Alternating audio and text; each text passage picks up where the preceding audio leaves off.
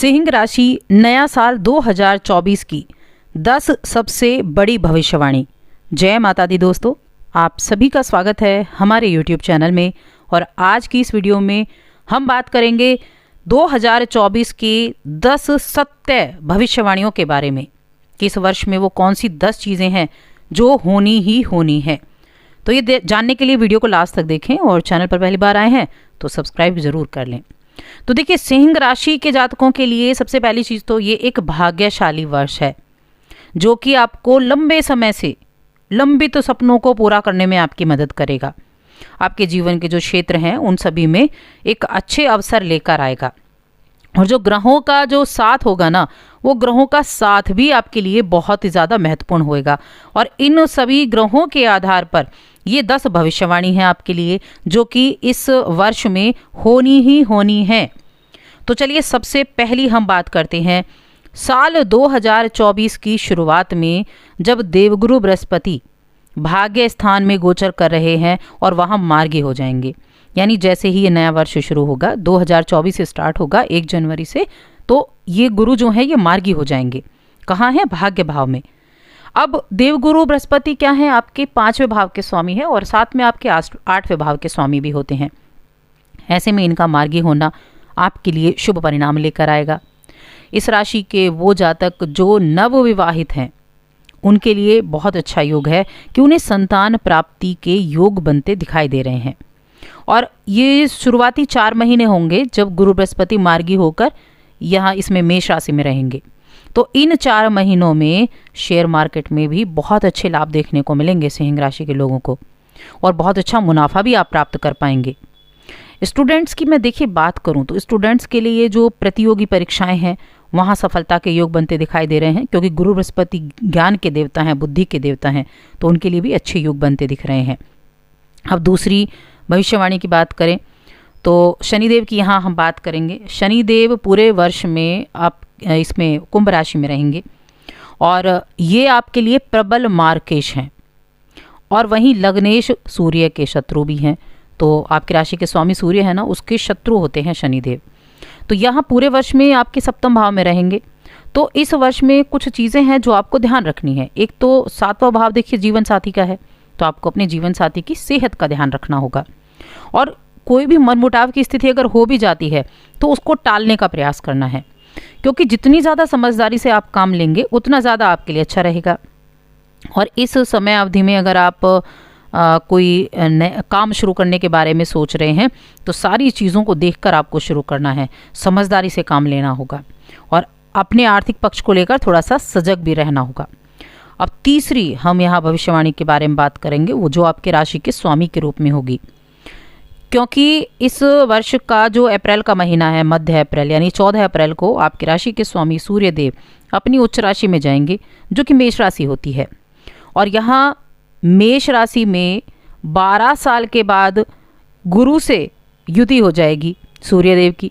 12 साल के बाद ऐसा होगा कि जब अपनी उच्च राशि में यहाँ सूर्य होंगे तो यहीं गुरु मौजूद हैं और इनकी युति हो जाएगी।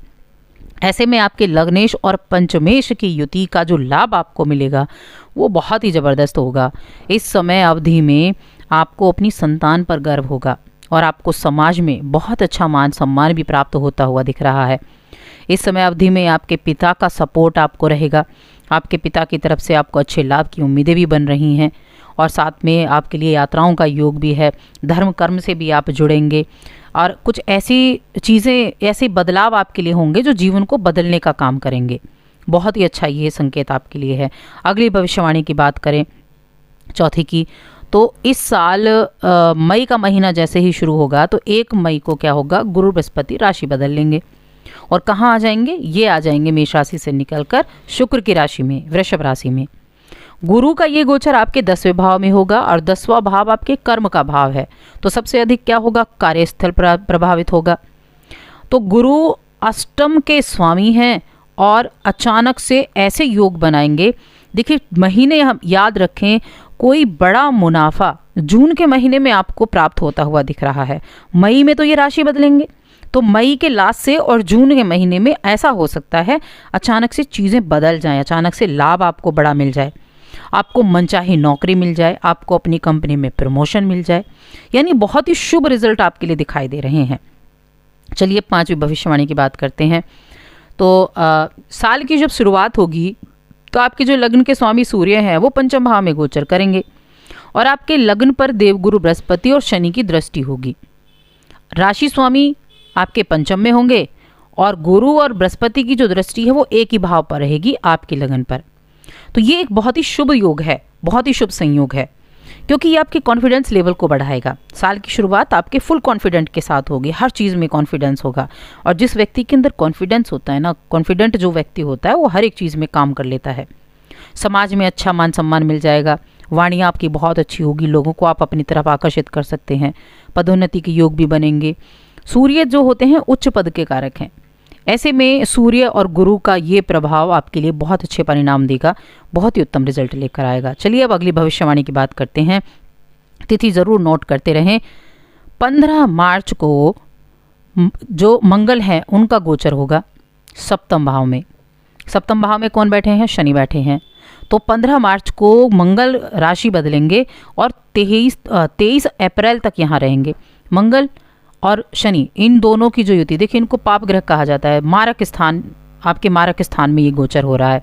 तो यहाँ सावधानी रखनी होगी, सेहत को लेकर सावधानी रखनी है, क्योंकि ब्लड से जुड़ी हुई कोई प्रॉब्लम हो सकती है। और वाहन सावधानी पूर्वक चलाएं, वाहन चलाते हैं तो बहुत सावधानी से आपको वाहन भी चलाना है। शनि मंगल की युति जो है ये आपके लिए थोड़ी दिक्कतें कर सकती है, खर्चे बढ़ा सकती है, आमदनी कम कर सकती है। तो ये समय याद रखें, 15 मार्च से 23 अप्रैल तक इस समय अवधि में आपको सावधानियां रखनी है और मंगल के उपाय करने हैं।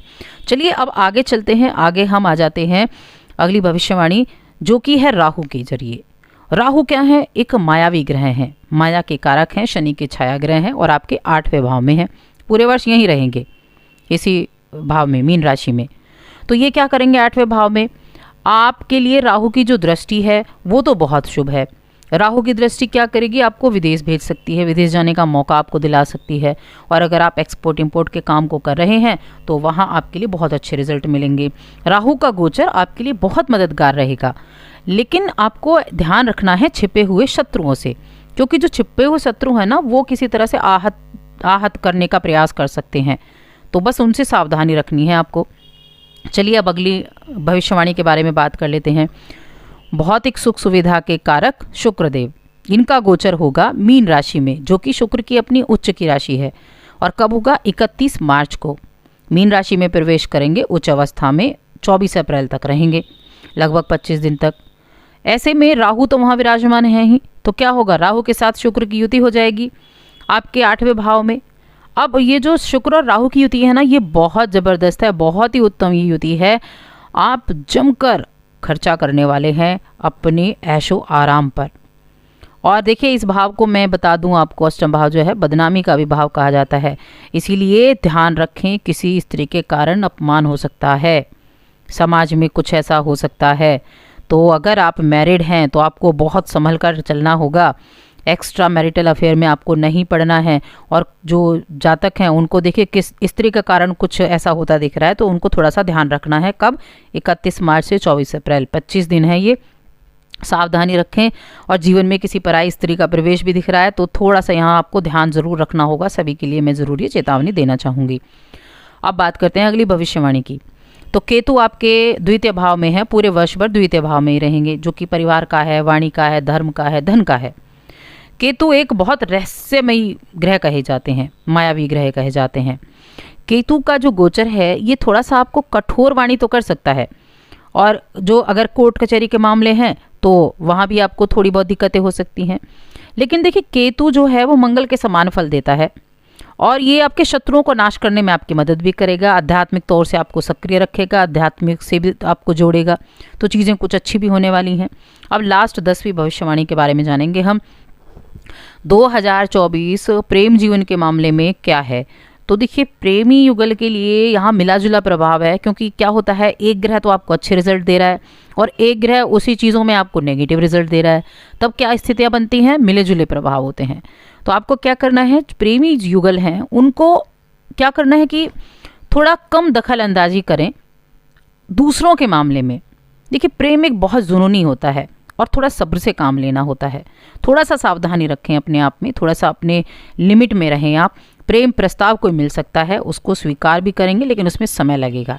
जो विवाहित हैं उनके लिए शनि के कारण थोड़ी बाधा हो सकती है।